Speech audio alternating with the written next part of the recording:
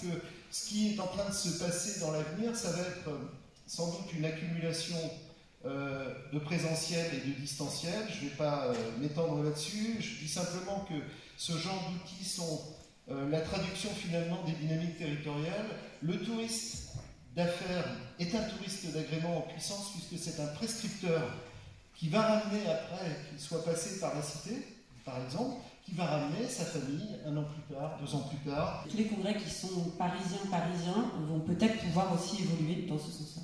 Bon, alors vous me contredisez justement, parce que ça veut dire que le digital peut être une opportunité pour les territoires périphériques. Merci. Elle parlait en effet des grands événements qui allaient peut-être réduire leur jauge de participants physiques et donc pouvoir là aussi se diffuser plus facilement sur certains territoires. Ça, d'une certaine manière, c'est le fruit d'une stratégie qui est pensée par l'organisateur, qui va dire derrière, je vais me diffuser sur de nouveaux territoires. Mais moi, je pense que charge aux destinations, en réalité, d'être proactive dans ce travail-là. Et en fait, d'aller démarcher ces grands événements qu'elles ne peuvent pas accueillir et de leur proposer spontanément une déclinaison, un spin-off, une capsule territoriale indexée sur leur filière économique, filière de recherche, etc. Je vais prendre des exemples. Quand vous avez le salon de l'agriculture, qui, pendant cette période, n'ayant pas pu se tenir, a décidé d'inventer un nouveau format, qui s'est transformé en semaine de l'agriculture, et plutôt que de centraliser le moment événementiel à Paris, a décidé d'être en support de toute la communauté agricole partout en France, et de se dire, vous avez partout en France des initiatives à pousser, vous êtes agriculteur, vous êtes distributeur, vous êtes apiculteur, etc., etc. Vous voulez vous-même vous intégrer dans cette semaine de l'agriculture, remplissez un dossier, présentez-nous votre événement, et ensuite nous, on vous poussera pour transformer un événement qui était centralisé à Paris en un événement qui est diffusé partout sur le territoire. Quand vous avez le SILMO, Salon professionnel de l'industrie optique, d'opticien, qui se tient chaque année à Villepinte, voilà, le temple de la sexitude, vous avez compris que c'est l'inverse, qui décide, pour la première fois, ne pouvant pas lui non plus se tenir, de se transformer en espèce de roadshow. Et qui choisit Rennes, vos amis de Rennes, le couvent des Jacobins, qui choisit ensuite le hangar 14 à Bordeaux, qui choisissent les Tuileries à Paris et qui devaient terminer, ça c'était en septembre 2020, par Lyon, mais deuxième confinement, etc. etc. Qu'est-ce que ça veut dire? Ça veut dire que l'organisateur a décidé de découper un grand événement à la hache et de le répartir lui-même. Mais ça, vous pouvez être proactif en justement, sur la base du marketing du territoire, de vos forces, de vos aspérités, d'aller voir ces acteurs-là, d'aller voir Vivatech. Qu'est-ce que fait Vivatech sur cette édition? Vivatech, pardon si je prends un peu trop d'exemples, mais c'est pour incarner un peu le propos. Vivatech, il décide de faire plusieurs hubs internationaux, donc des événements évidemment satellisés, et ça c'est sans doute une tendance de fond, y compris pour des raisons de coût carbone, tout simplement. Donc ils décident, un, de faire ça, et deux, ils ont une stratégie de diffusion, festivalisation, je sais que tu aimes bien le mot, sur le territoire parisien. Mais rien n'empêche une destination quelle qu'elle soit, la vôtre par exemple, d'aller spontanément voir Vivatech et dire nous on va vous faire un Vivatech made in Nantes. Ça marche l'expérience Vivatech concrètement? En tout cas, la nouveauté, de l'innovation, ça fonctionne? Financièrement c'est très compliqué, mais je vais peut-être purger ou pas le sujet du modèle économique tout de suite. Ce secteur vit un basculement majeur. Il n'a jamais anticipé d'autres modèles économiques que la vente de logistique et la vente de mètres carrés.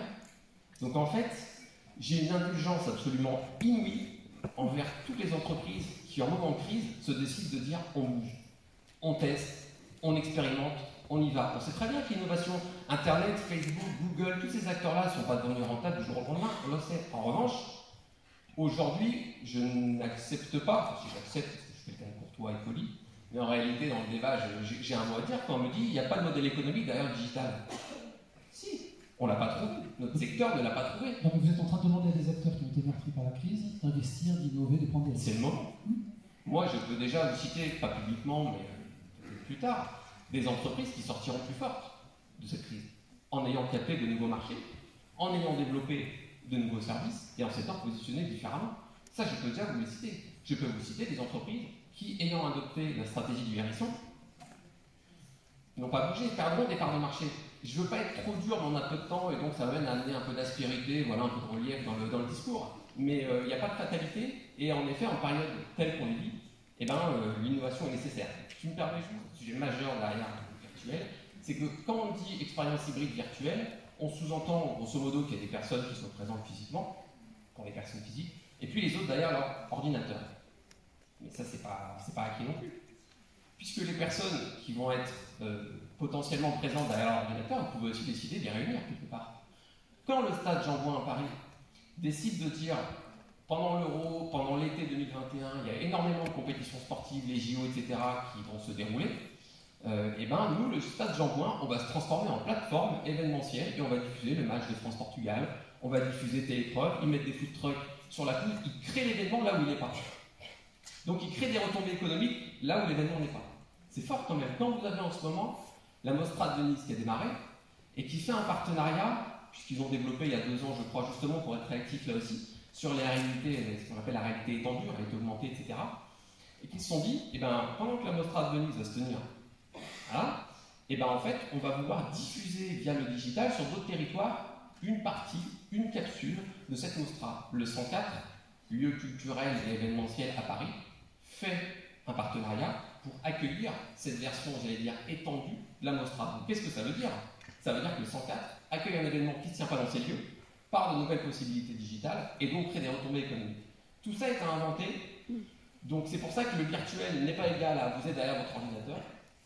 La présence physique peut là aussi être légitimement repensée, il y a beaucoup d'autres choses à faire si on transmet, si on se dit que le digital peut servir à faire telle ou telle chose, l'expérience physique doit servir à faire autre chose. Et pour moi, le vrai débat, il est là, c'est le débat pourquoi on se déplace. Tous ces événements qu'on a fait pendant cette période-là, ils étaient à la base prévus pour être physiques, et donc on avait commencé à les organiser naturellement. Aujourd'hui, la manière dont on les organise, c'est que les sessions dans un congrès à un format hybride, les sessions qui vont avoir lieu on-site physiquement, elles sont pensées comme elles l'étaient auparavant, et les sessions qui ont lieu de manière virtuelle ne sont pas du tout pensées comme auparavant. Ça ne nécessite pas du tout les mêmes capacités. Il y a des capacités de narration, enfin de mise en récit, exactement, de ces sessions-là qui, dans un congrès médical, ce n'était pas du tout leur forme. Donc tout ça, c'est des choses qui sont à mettre en place, et donc on va faire cohabiter au sein d'un même événement à la fois des sessions physiques, des sessions qui auront lieu physiquement et virtuellement, et des sessions qui auront lieu uniquement virtuellement. Et ça, clairement, c'était des capacités qu'on n'avait pas au préalable et qui ont vraiment évolué avec cette crise. Et en fait, donc, quand on organise un événement, on prend des assurances annulation. Vous connaissez la manière dont fonctionnent les assureurs. C'est assez, en général, révélateur de ce qui se passe.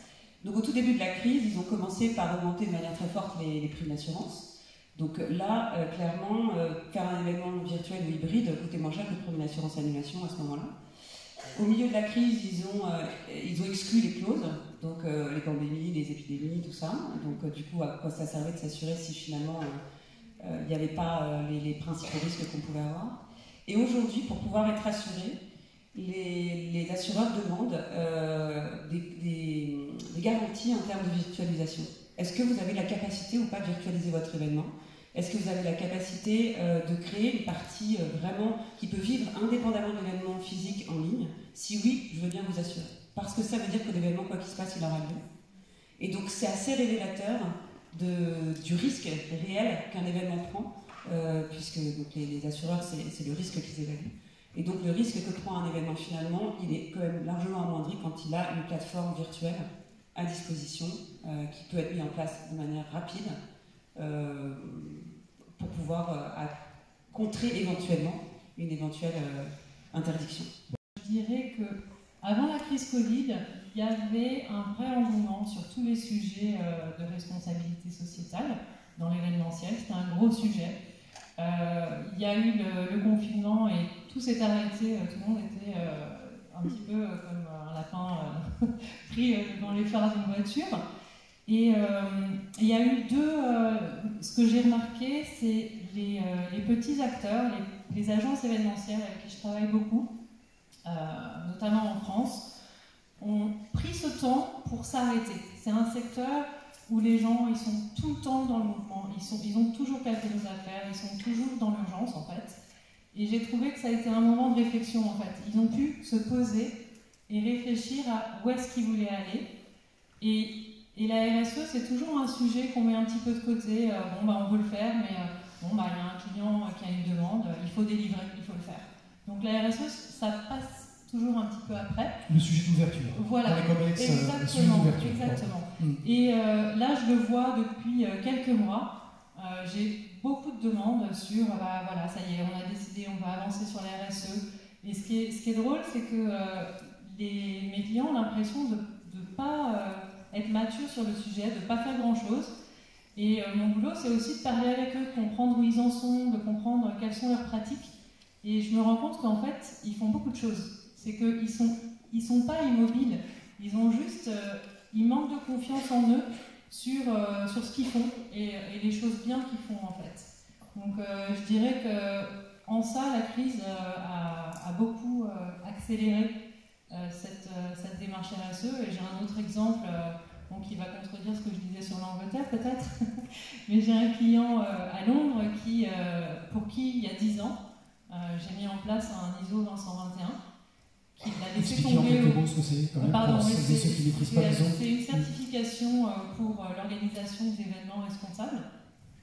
Donc c'est un système de management, c'est la façon dont on organise les choses en interne pour pouvoir avoir un process d'amélioration continue. Et au bout d'un an, ils l'ont laissé tomber parce qu'ils avaient décidé qu'ils n'avaient plus les ressources. Et ils m'ont rappelé il y a 6 mois. Ils m'ont dit, voilà, on est au pied du mur, nos clients nous demandent d'avoir une politique RSE et on ne sait pas quoi répondre.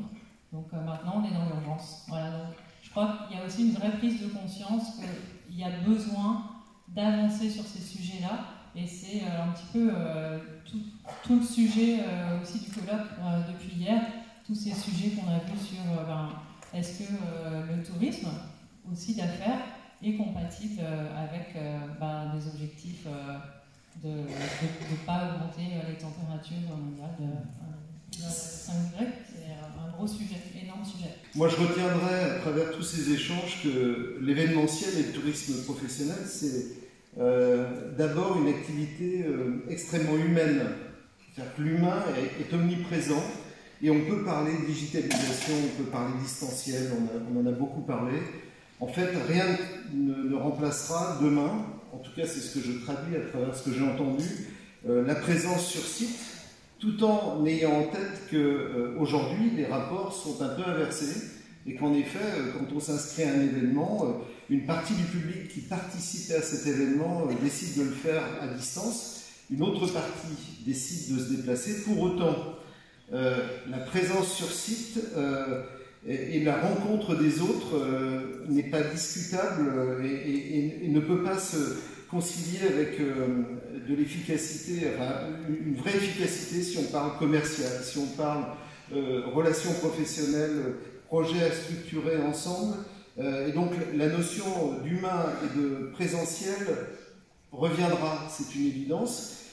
Par contre, il faut s'adapter à cette mutation. Il faut l'intégrer au travers notamment des démarches RSE. Moi, au titre de la cité, et j'adhère beaucoup au discours de Mélanie sur le fait que la RSE est un élément qui n'est pas un élément d'artifice aujourd'hui, c'est un élément discriminant que la plupart des professionnels de l'événementiel intègrent, essaient d'intégrer. Ils ont bien raison parce que ça devient un élément de sélection du lieu, du site où on va faire son événement. Ça renvoie aussi cet échange que vous avez eu autour du territoire. Alors on pourrait penser aussi à travers le sujet du distanciel, au travers des nouvelles technologies, que finalement le territoire devient accessoire. Au contraire, le territoire, à travers ce qu'on vient de vivre, est un élément essentiel du devenir des métiers de l'événementiel et de l'accueil de grands congrès, de grands événements. L'expérientiel, le vécu est en effet un élément, je retiens ça en tout cas de vos échanges, un élément absolument indispensable pour que les personnes, notamment par rapport au tourisme d'agrément, aient envie de revenir dans un endroit où ils ont gardé en mémoire un certain nombre de choses extraordinaires qu'ils ont pu vivre. D'abord, Nous considérons que le voyage est essentiel pour le bien-être, la découverte, l'échange et la construction personnelle. N'oublions jamais que la devise de Nantes est Neptune favorise ceux qui voyagent. Donc le voyage est au cœur de notre projet collectif. Je tiens aussi, puisque ça a été l'objet de ce colloque, à dire que moi je n'oppose pas tourisme de proximité et tourisme international. Tout d'abord, parce que les habitants de notre territoire sont les premiers ambassadeurs de ce qui se passe, de l'offre culturelle qui existe. Et donc, si nous n'arrivons pas à convaincre les habitants de notre territoire de l'utilité, de l'intérêt de ce projet, nous sommes d'ores et déjà persuadés que cela ne peut pas marcher.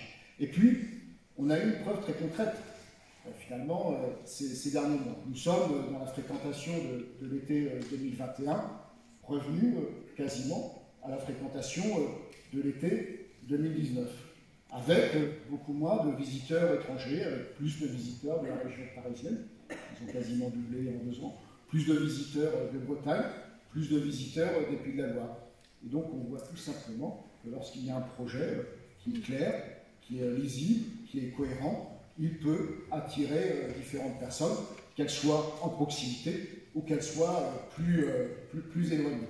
Et puis, l'enjeu pour nous, c'est aussi de travailler sur un tourisme plus durable, avec la question de la durée des séjours. Ça a été évoqué par Aurélie. On avait plutôt une stratégie de city break. Le sujet, c'est comment on allonge la durée de ces séjours, avec cette année d'ailleurs on passe 7 jours qui a été proposé, mais c'est aussi le renforcement de l'alliance avec d'autres territoires. La Bretagne a été évoquée, mais aussi les Pays de la Loire, d'autres destinations de notre département, estuaire, le voyage dans le vignoble, pour faire en sorte que l'offre soit plus complète et permettre aux visiteurs de rester plus longtemps. Mais c'est aussi l'enjeu des relations que nous pouvons avoir avec l'aéroport, avec les compagnies aériennes, avec la SNCF. Sur ce territoire, on a souvent entendu parler d'aéroport. Je tiens à préciser que notre première demande en termes de déplacement, c'est le renforcement de la liaison ferroviaire avec Paris. Et ça, c'est un enjeu prioritaire pour nous. Alors, nous travaillons évidemment sur un réaménagement de l'aéroport. Nous souhaitons simplement qu'il y ait là aussi plus de place aux collectivités locales pour discuter de la nécessité, de l'utilité de certaines destinations. Et puis, c'est aussi notre volonté, et la ligne verte en est évidemment un exemple très concret, que nos déplacements puissent se faire à pied. Il a été évoqué la Loire et vélo. La ligne verte s'allonge également. Pour faire 22 km, il est peut-être plus utile de prendre un vélo, mais c'est aussi le travail sur la Vélodyssée ou encore le voyage en Bretagne. Et puis c'est aussi tout le travail des acteurs que sont par exemple la Cité, sur les démarches de RSE, ça a été évoqué à travers ce débat-là, mais aussi nos musées qui travaillent aussi à réemployer le matériel qui a pu être utilisé par des expositions. Bref, tous ces sujets sont devant nous. Voilà, nous souhaitons évidemment que ces débats, ces échanges que nous avons pu avoir nous permettent d'enrichir cette politique publique pour laquelle évidemment nous sommes fortement attachés. Je disais, Nantes favorise ceux qui voyagent. À Nantes, on espère toujours qu'il va se passer quelque chose pour les voyageurs, qu'ils vont être surpris, qu'ils vont être émus. Donc c'est tout ce que nous souhaitons porter pendant ces prochaines années. Et j'espère tout simplement que le débat que nous avons eu, le colloque que nous avons pu organiser, vous permettra aussi de construire de beaux projets dans les différents territoires sur lesquels vous êtes pleinement engagés. Merci à vous toutes et à tous.